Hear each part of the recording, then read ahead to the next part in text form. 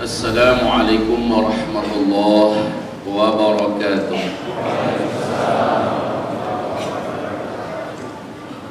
Alhamdulillahi rabbil alamin, wal aqibatu lil muttaqin, wala udwana illa 'alal zalimin. Asyhadu an la ilaha illallah wahdahu la syarika lah, wa ashhadu anna Muhammadan abduhu wa rasuluh la nabiyya ba'dah. Qala Allah subhanahu wa ta'ala, ya ayyuhalladzina amanu taqullaha haqqa tuqatih wa la tamutunna illa wa antum muslimun. Wa qala subhanahu wa ta'ala, ya ayyuhan nas ittaqu rabbakumul ladzi khalaqakum min nafsin wahidah wa khalaqa minha zawjaha wa batha minhuma rijalan katsiran wa nisaa'a wattaqullaha alladzi tasaaluna bihi wal arham inna Allaha kana 'alaikum raqiba.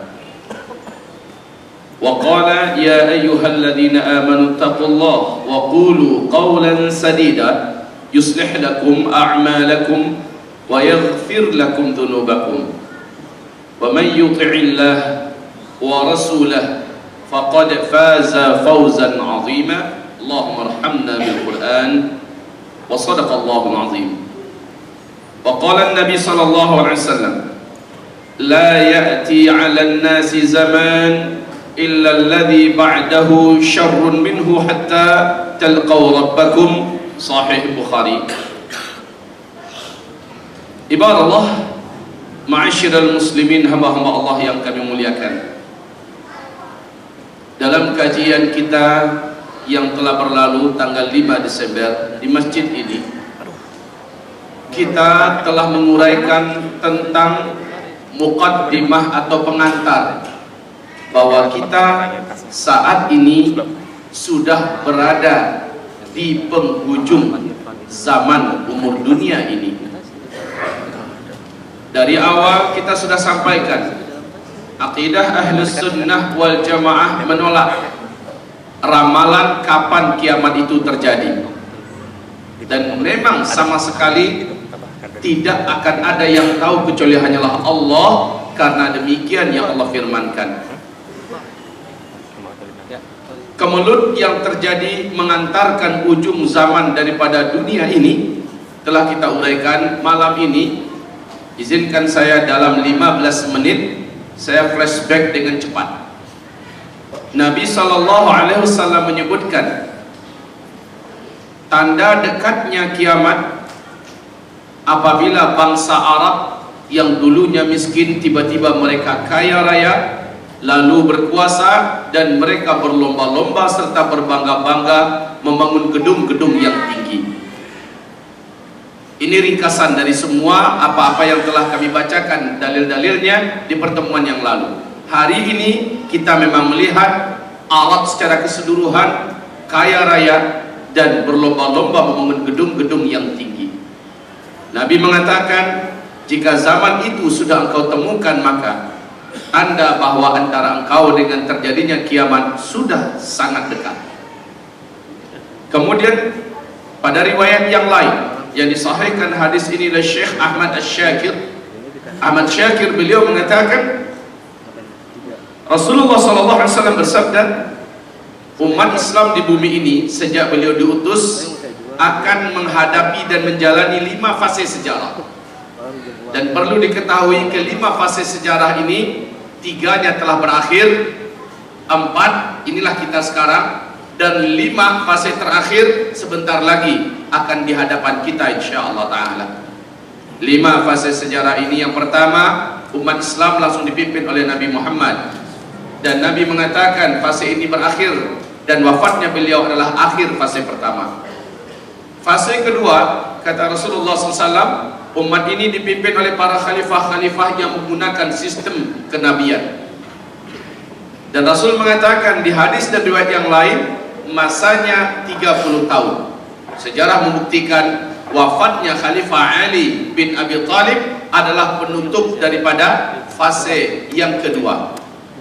Lalu Nabi mengatakan, kalian akan langsung masuk pada fase ketiga, yaitu fase di mana kalian akan menggunakan sistem kerajaan. Yang memimpin adalah khalifah-khalifah yang menggunakan sistem kerajaan. Maka fase ketiga ini adalah yang paling panjang. Di sini terkenal dengan 3 dinasti.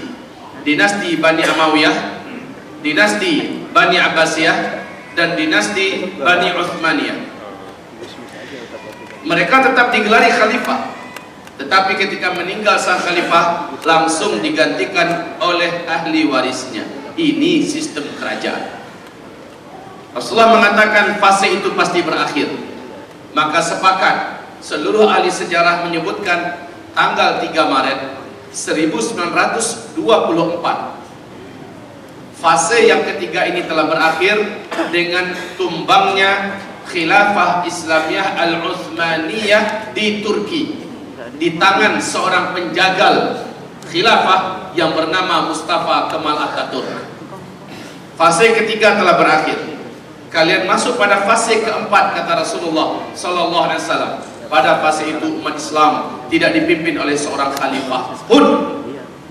Fase ini ibarat Allah yang kami muliakan diistilahkan oleh Rasulullah dengan sebutan mulkan jabariyan atau mulukan jabariyatan, yaitu penguasa-penguasa diktator, raja-raja yang bertangan besi, anti terhadap khilafah Islamiyah dan memerangi khilafah Islamiyah. Fase keempat adalah fase di mana kita hidup sekarang ini.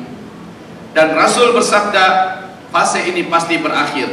Lalu Allah akan tutup kamu di bumi ini dengan fase yang kelima, yaitu khilafatan ala minhajin nubuwah, fase kekhalifahan dengan sistem kenabian kembali.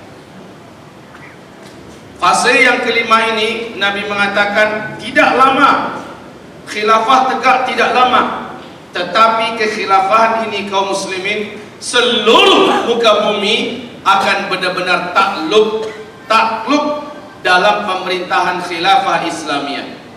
Kalau dulu puncak terakhir daripada prestasi khilafah Islamiyah hanya 2/3 bumi, tapi di fase terakhir seluruh bumi akan benar-benar dikuasai oleh khilafah Islamiyah. Ta'ummul ard, khilafah ini menyelimuti seluruh muka bumi ini. Thumma sakata, lalu Nabi kemudian diam. Diamnya Nabi adalah isyarat bahwa setelah itu tidak ada lagi fase sejarah untuk umat Islam. Maknanya tak ada lagi orang Islam setelah itu di bumi ini. Fase ini tidak lama, yang kelima. Ibarat Allah, Nabi menyebutkan pada fase kelima, khilafah Islamiyah ini dipimpin oleh keturunan kandung beliau, cucu kandung beliau, yang nasabnya sampai kepada Hasan bin Ali.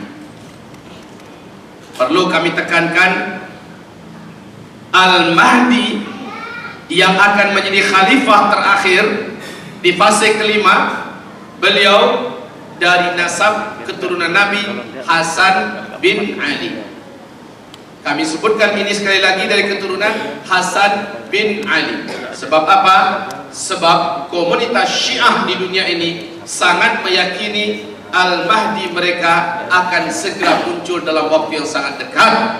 Dan versi mereka, Al-Mahdi menurut kitab-kitab induk yang mereka punya berpihak sepenuhnya kepada komunitas mereka. Dan sejak Al-Mahdi itu muncul, seluruh Sunni dan Ahlus Sunnah wal Jamaah di muka bumi ini dibanteras, dihabisi. Kata mereka, saat Al-Mahdinya muncul, maka Al-Mahdi itu akan datang ke Madinah, menghidupkan Abu Bakar dan Umar, lalu menyiksanya sampai hari kiamat. Datang ke kuburan Bunda Aisyah, menghidupkan Bunda Aisyah, lalu dirajam sampai hari kiamat. Lalu meratakan Masjid Nabawi rata dengan tanah, pergi ke Mekah, meratakan Ka'bah rata dengan tanah, lalu memindahkan dua tanah suci ke Qum dan Karbala. Seluruh Ahlus Sunnah wal Jamaah satu bumi ini yang tidak mau bergabung masuk ke dalam Syiah akan disembelih oleh Al-Mahdi dengan bala tentaranya. Seluruh masjid-masjid Sunni Ahlus Sunnah wal Jamaah yang tidak mau bergabung penduduknya, ahli masjidnya ke dalam Syiah akan diratakan dengan tanah. Ini adalah Imam Mahdi versi Syiah. Istilah Imam Mahdi sendiri adalah istilah untuk Syiah. Kalau kita tidak menyebut dengan imamnya, tetapi kita menyebut dengan Al-Mahdi. Ini gelar dari Rasulullah sallallahu alaihi wasallam yang malam ini kita akan uraikan. Saya minta izin untuk menulis seperti kebiasaan saya di whiteboard kita. Kaum muslimin hamba-hamba Allah yang kami muliakan, 5 fase sejarah. Startnya dari Nabi Muhammad SAW. Ini yang pertama, umat Islam dipimpin oleh Nabi, dan ini telah berakhir. Ini yang kedua, umat Islam dipimpin oleh khalifah-khalifah yang mulia dan cerdas. Fase ini juga telah berakhir. Dan fase yang ketiga, umat Islam dipimpin oleh khalifah-khalifah yang menggunakan sistem kerajaan. Fase ini juga telah berakhir pada tanggal 3 Maret 1924. Kemudian fase yang keempat, di mana disinilah umat Islam sekarang ini. Posisi kita ada di sini. Ibarat Allah yang kami muliakan, fase yang keempat ini adalah fase kediktatoran. Dan Nabi mengatakan fase ini pasti akan berakhir.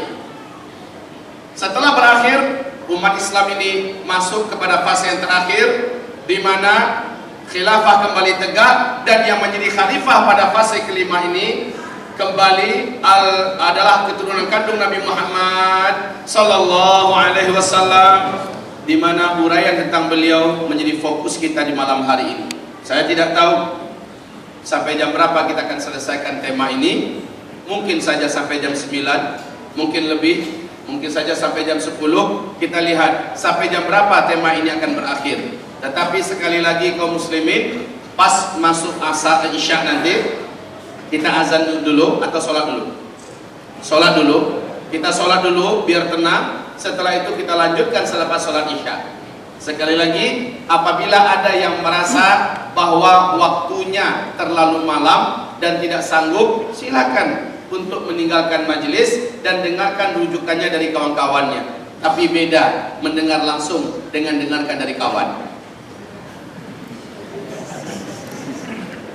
Fase kelima, fase di mana khilafah kembali tegak. Pemimpinnya adalah Al-Mahdi.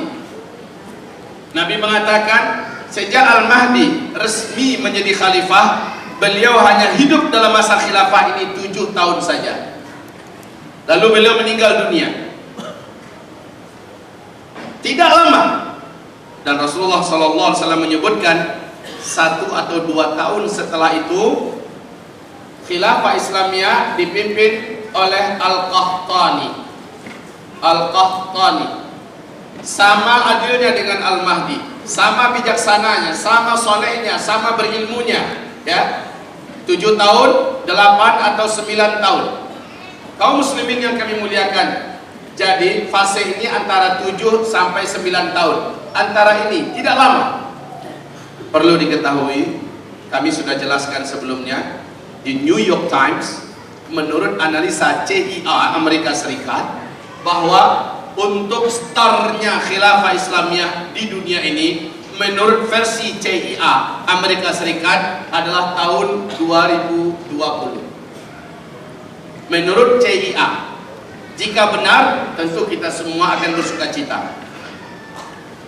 Menurut KGB, intelijen Rusia, kata mereka, puncak khilafah Islamiyah bumi ini, di dunia ini, adalah pada tahun 2025. Kalau menurut Rusia adalah tahun 2025. Jika kita komparasikan antara menurut CIA dengan menurut KGB ini, kaum muslimin, tidak jauh beda sebenarnya. Bila startnya adalah 2020, lalu berakhirnya anggaplah di tahun ke-9, setelah itu tutup, tidak ada lagi umat Islam. Sementara KGB mengatakan 2025 adalah puncak daripada khilafah Islamiyah. Saatnya hampir tidak berjauhan dengan yang dijelaskan oleh CIA oleh pihak KGB Rusia. Baik kaum muslimin, kita tidak akan pernah percaya dengan ramalan siapapun selain apa yang disebutkan Allah dalam Al-Quran, apa yang disebutkan Nabi Muhammad SAW. Baik, Nabi mengatakan tidaklah terjadi kiamat sampai 10 tanda besarnya muncul. 10 itu 3-nya terjadi pada fase keempat, fase kita, yaitu Dajjal keluar. Ini yang pertama, Dajjal keluar. Kemudian yang kedua, Nabi Isa turun dan Dajjal dibunuh. Yang ketiga, Ya'juj Ma'juj lepas dari kerangkengnya, dan mereka jumlahnya setiap 1000 manusia 999-nya adalah mereka, satunya adalah kalian. Maka firman Allah kepada Isa alaihissalam dalam hadis qudsi, Rasulullah bersabda, Allah berfirman, hai Isa, tidak ada satupun kekuatan di bumi yang sanggup mengalahkan Ya'juj dan Ma'juj. Singkatnya, Ya'juj dan Ma'juj Allah langsung yang membinasakan mereka dengan cara khasnya. Insya Allah setelah kajian Al-Mahdi ini, bila panjang usia kita akan khususkan pembahasan tentang Dajjal. Malam ini tentang Al-Mahdi. Setelah Ya'juj Ma'juj dihabisi oleh Allah Subhanahu wa taala, kaum muslimin, tanda besar kiamat yang keempat yaitu bumi masuk ke masa-masa aman, ditandai dengan tegaknya khilafah Islamiyah. Ini adalah tanda besar kiamat yang keempat, ya, masa-masa aman, di mana tidak ada peperangan. Seluruh dunia takluk dan tunduk dalam khilafah Islamiyah. Tidak ada perang di mana-mana. Makmur, harta melimpah ruah, tapi bedanya jumlah manusia sangat sedikit yang tersisa di bumi ketika itu. Kemana perginya mereka?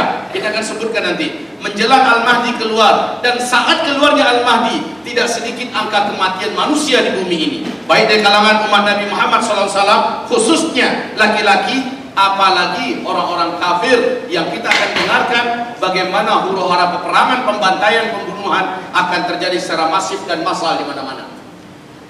Tanda besar kiamat yang kelima yaitu matahari terbit dari sebelah barat. Saya singkat saja, matahari terbit dari sebelah barat, hanya setengah hari, kemudian kembali tenggelam seperti biasa di barat. Esoknya terbit di sebelah timur seperti biasa. Esoknya itulah pada waktu duha terjadi tanda besar kiamat yang keenam, yaitu keluarnya seekor binatang raksasa dari dalam perut kota Mekah, dari dalam perut bumi kota Mekah. Binatang itu memberi tanda kepada manusia yang beriman akan menjadi putih bersih bercahaya wajahnya, indah dipandang. Yang kafir akan menjadi hitam legam wajahnya, buruk rupanya. Sehingga binatang ini muncul di 3 tempat yang berbeda di bumi ini di waktu yang berbeda. Rasulullah mengatakan saat manusia sudah nampak perbedaan dari bentuk saja antara yang beriman dengan yang kafir, barulah binatang itu menghilang. Terjadilah tanda besar kiamat yang ke-7. Binatang ini Allah sebutkan dalam Al-Quran dengan sebutan Dabbatul Ardi. Yang ke-7 kata Rasulullah SAW, angin lembut, angin kematian. Angin lembut yang membawa kematian kepada seluruh orang beriman satu bumi ini secara serentak. Maka Pak, tidak ada lagi orang yang kenal dengan Allah, satu orang saja, melainkan orang itu akan didatangi oleh angin lembut ini yang bertiup dari negeri Yaman, kata Rasulullah.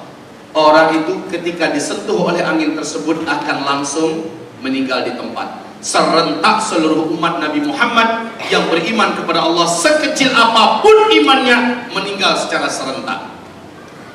Nah kaum muslimin, 5 fase sejarah ini ya, yang penutupnya dipimpin oleh Al-Mahdi. Inilah dia kisah kita pada malam hari ini. Apa yang akan terjadi dan apa yang mesti kita lakukan saat dia muncul, menjelang kemunculannya, apa persiapan kita. Semoga saja kita seluruhnya diberi ketabahan, kesabaran oleh Allah, bermajlis bersama di sini sampai jam berapapun. Setuju? Sampai jam 12? Siap? Insya Allah. Allahu Akbar. Kaum muslimin yang kami muliakan, tanda yang ke-8, ke-9, ke-10, Rasul mengatakan hanya orang kafir saja yang akan mengalaminya.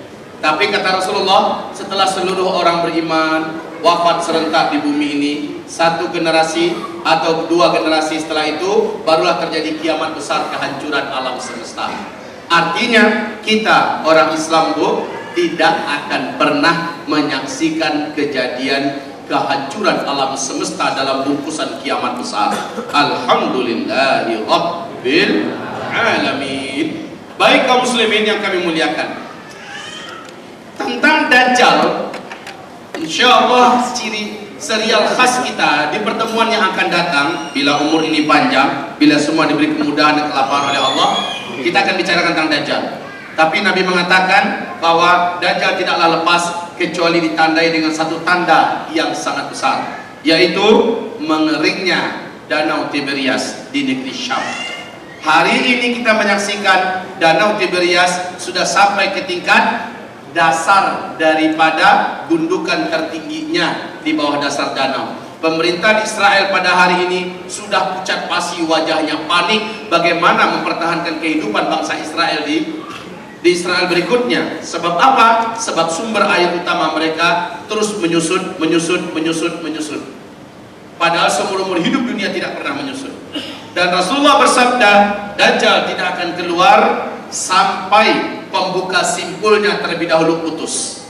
10 tanda besar ini kata Nabi seperti harazatun manzumatun fisil, butir-butir marjan yang tertata oleh tali di dalamnya, bagaikan butir-butir tasbih, Pak. Ya, di bagian bawahnya ada simpul. Dengan simpul itu butir ini tertahan. Yuqta'u silk. Ketika simpul itu digunting, ketika simpul itu dipotong, diputuskan, meluncurlah butir yang pertama. Butir yang pertama itu adalah Dajjal keluar. Yatsba'u ba'daha ba'dan. Butir yang kedua menyusul dengan cepat. Butiran yang ketiga, yang keempat, kelima dan seterusnya menyusul dengan sangat cepat. Nah, simpul tadi itu adalah Al-Mahdi. Jika Al-Mahdinya sudah muncul, maka pasti Dajjal setelah itu akan lepas dari ikatannya. La haula wala quwata illa billah. Kaum muslimin, Al-Mahdi. Rasulullah sallallahu alaihi wasallam menjelaskan tentang siapa Al-Mahdi ini. Inilah uraian kita pada malam hari ini insyaallah taala.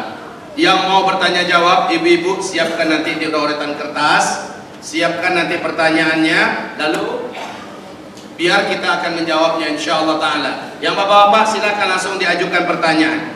Selain pertanyaan di luar pembahasan Al-Mahdi ini, saya tidak berkenan untuk menjawabnya. Baik hamba-hamba Allah yang kami muliakan, kitab rujukan kita adalah Ensiklopedi Akhir Zaman yang disusun oleh Syekh Dr. Muhammad Ahmad Al-Mubayyad. Kaum muslimin, kitab ilmiah terlengkap yang membicarakan akhir zaman, mengambil seluruh pembahasan-pembahasan para ulama-ulama salaf dan ulama-ulama khalaf. Di antara kitab yang paling saya kagumi, kemudian yang ini berbahasa Arab, belum lagi diterjemahkan, Al-Mahdi oleh guru kami Syekh Dr. Syekh Muhammad bin Ismail Al-Muqaddim. Ini adalah kitab rujukan tentang Al-Mahdi yang cukup memuaskan dan sangat lengkap. Sayang belum diterjemahkan ke dalam bahasa Indonesia, dan saya merasa hampir-hampir tidak punya waktu untuk menerjemahkannya, tapi akan kami usahakan. Kaum muslimin yang kami muliakan, pembahasan tentang Al-Mahdi, saya tidak mau masuk dalam kemulut adanya kelompok-kelompok ulama yang tidak setuju ya, dan seluruh mereka telah dibantah oleh ulama salaf dan ulama khalaf bahwa ketidaksetujuan mereka tidak merubah apa-apa tentang kemunculan Al-Mahdi. Menurut Syekh Ahmad Syakir, menurut Syekh Muhammad Nasiruddin Al-Albani dan para ulama-ulama ahli hadis, serta dalam kitab Mausu'atul Ijma', Ensiklopedi Ijma', Ensiklopedi Ijma' oleh Syekh Sa'di Abu Jaib, telah dikumpulkan perkara kemunculan Al-Mahdi masuk ke dalam perkara mutawatir maknawi. Dalil-dalilnya mutawatir maknawi. Maknanya apa? Kekuatan dalilnya sama dan sederajat dengan kekuatan ayat-ayat Al-Quran. Maka siapapun yang mendustakan, Allah nggak ada itu Al-Mahdi, nggak ada itu. Kalau ada orang berani mendustakan begini, maka keluar dia dari Islam, rontok 2 kalimat syahadatnya secara ijma'. Jadi kaum muslimin, kehadiran Al-Mahdi ini sesuatu yang masuk dalam koridor akidah Islamiyah yang asasiyah. Hamba Allah yang kami muliakan, perselisihan tipis yang terjadi sekali lagi telah diberangus dan dibantah oleh para ulama-ulama salaf kita, oleh seluruh sahabat-sahabat Nabi, oleh para tabi'in, imam mazhab kita yang 4 termasuk Imam Syafi'i kita, seluruhnya telah menyepakati siapa yang mendustakan tentang Al-Mahdi, maka dia telah mendustakan salah satu di antara buhul akidah Islam. Baik, sekarang siapakah Al-Mahdi ini? Ibarat Allah yang kami muliakan, nasab Al-Mahdi, mari kita dengarkan terlebih dahulu. Al-Mahdi ini dari Salamah, dia berkata, semoga Allah ridha kepadanya, sami'tu Rasulullah sallallahu alaihi wasallam yaqul al-Mahdiyyu min itrati. Al-Mahdi itu, lihat ya, penamaan Al-Mahdi itu dari Nabi Muhammad sallallahu alaihi wasallam. Al-Mahdiyyu min itrati. Al-Mahdi itu adalah dari keturunan kandung saya, dari ahlul bait saya. Min waladi Fatimah, nasabnya adalah dari keturunan Fatimah. Nah, keturunan Fatimah ini ada berapa orang, Pak? Ada berapa orang? Ada 2, Hasan dan Husain. Syiah mengatakan Al-Mahdi itu dari Husain bin Ali, sementara kita menyebutkan dari Hasan bin Ali. Adakah dalil dari kita? Dari kita pasti. Ali bin Abi Thalib sendiri ayah kandung daripada Hasan bin Husain. Hasan dan Husain. Ali bin Abi Thalib, dia pernah memegang pundak putranya seperti ini. Annahu nadhara ila ibnihi Hasan, sambil melihat kepada putranya Hasan.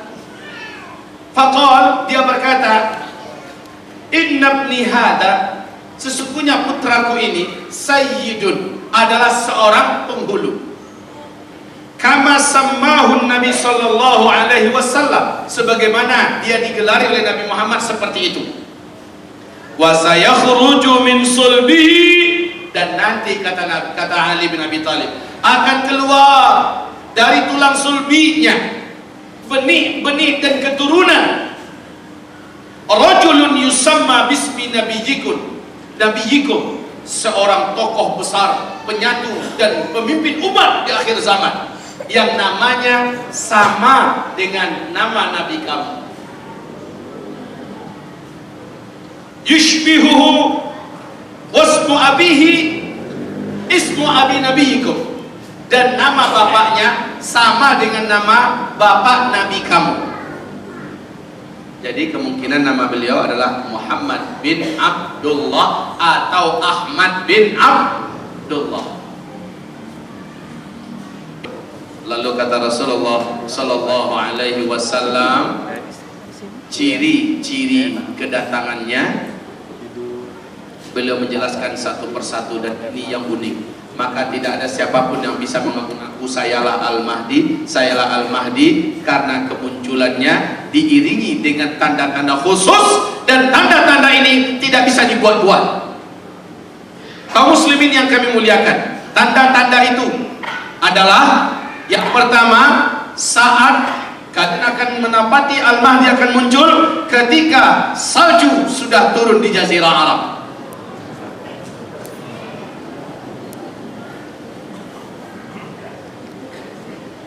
Salju di Arab. Kaum muslimin, hari ini Bapak dengar kawan yang ada yang umroh nggak kawan-kawannya? Bahkan sudah masuk ke beberapa website kita. Teman-teman saya mengabarkan bahwa saat ini jalanan raya di antara Mekah Madinah sudah dipenuhi oleh salju, tuan-tuan yang mulia. Wahai puan-puan yang terhormat, sudah dipenuhi oleh salju dan ditebal. Nggak pernah-pernahnya Arab bersalju. Sekarang Allah telah buktikan bahwa salju telah turun di Arab. Salju sejak 2009 Arab dituruni oleh salju. Maka kita tidak aneh dan tidak heran kalau Nabi mengatakan nanti akan banyak terjadi penenggelaman negeri-negeri.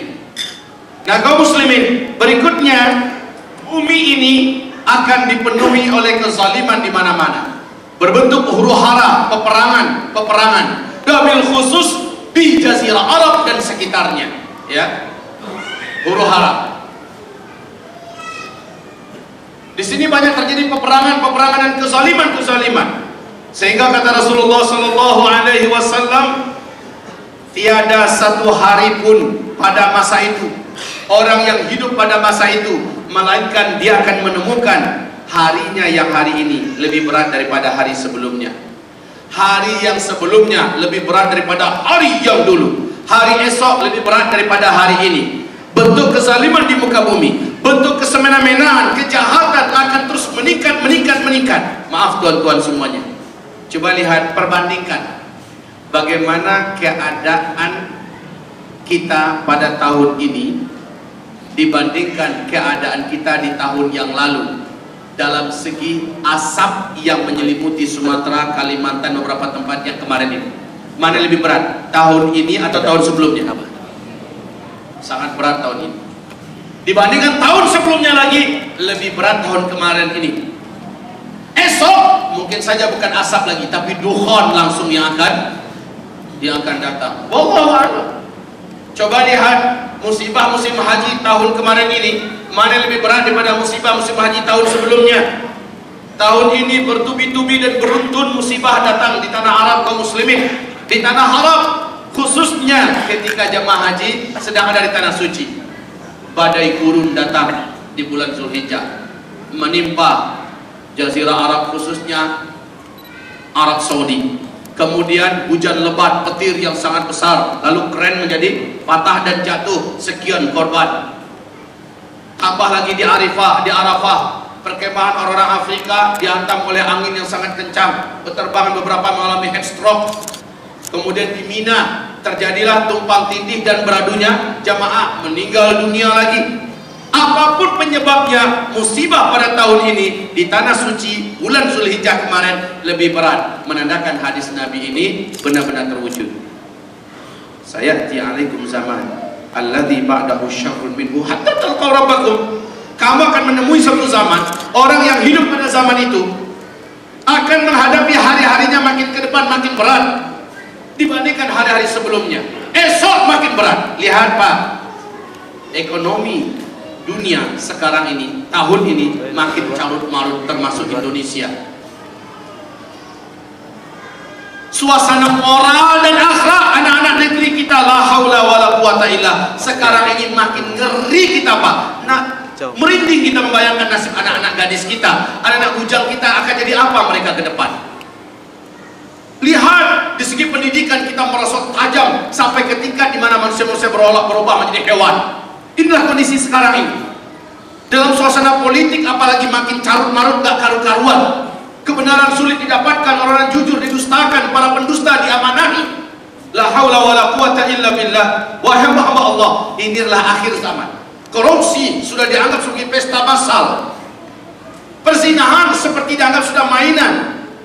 Minuman keras adalah tren dan seterusnya. Makin kesininya makin parah. Maka musibah alam pun akan dapat lihat makin ke depannya makin berat. Kemuncaknya nanti adalah ketika bumi ini mengalami duha, dan dialah puncak dari segala beratnya musibah itu. Hamba-hamba Allah, kita lanjutkan tentang Al-Mahdi ini.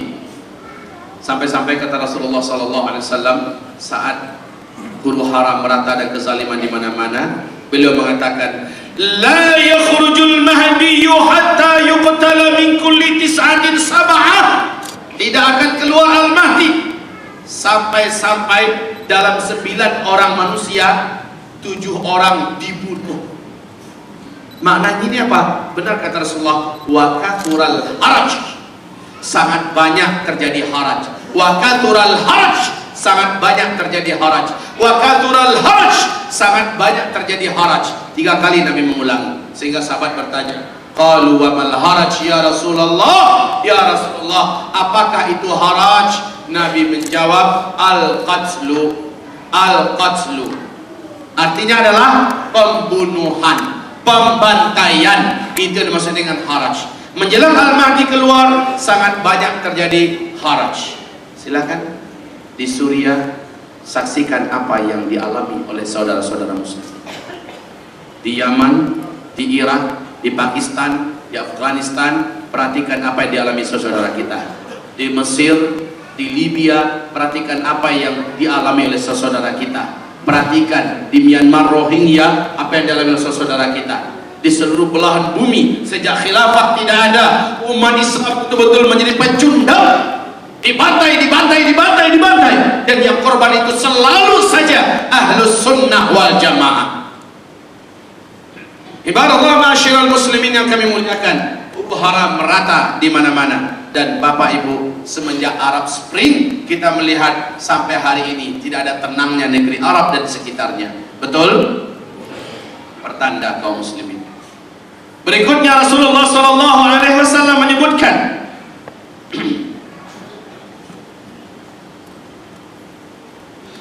menjelang keluarnya Al-Mahdi, kalian akan menemukan kekhususan di negeri Syam banyaknya fitnah. Wal fitanu bisyam, terjadinya banyak fitnah-fitnah di negeri Syam. Fitnah di Syam ini adalah pemaksaan untuk murtad atau dibantai dan dibunuh. Dan ini dilakukan oleh Bashar Assad pada hari ini kepada masyarakat Sunni yang ada di Suriah hari ini, atau oleh Israel yang membantai masyarakat Sunni di Palestina. Ibarat Allah yang kami muliakan, fitnah negeri Syam. Selanjutnya ibarat Allah yang kami muliakan, menjelang Al-Mahdi keluar, wafatnya seorang raja yang setelah meninggalnya 3 orang putra mahkota saling bertengkar sesama mereka, memperebutkan tampuk kekuasaan. Ya, wafatnya raja Arab yang menguasai Makkah dan Madinah. Makkah Madinah itu di mana? Arab Saudi. Yang baru meninggal kemarin beberapa bulan yang lalu adalah Raja Abdullah. Di belakangnya ada 3 putra mahkota, Salman, Talal, dan Mukrim. Ketiga putra mahkota ini berbeda karakter dan watak masing-masing mereka. Salman terkenal dengan kealimannya, kesolehannya, ketaatannya, anti dengan maksiat, anti dengan berbagai macam bentuk dosa. Beliau bahkan pernah memukul dan menampar saudaranya sendiri sampai berdarah karena ditemukan sedang minum khamar di depan matanya. Berdarah kaum muslimin, dan beliau hafiz Al-Quran. Beliau sangat cinta dengan Islam dan kaum muslimin, dan sepak terjang beliau sangat menakjubkan umat Islam hari ini. Tapi saudaranya Talal termasuk orang terkuat dan ekonominya terkuat di dunia. Talal ini beda kaum muslimin, ahli maksiat, keturunannya juga ahli maksiat, malu Islam dan Arab dibuatnya. Sementara Mukrim, dia loyalitasnya penuh kepada Yahudi dan Amerika Serikat. Beda, Salman tidak suka memberikan loyalitas seperti sebelum-sebelumnya.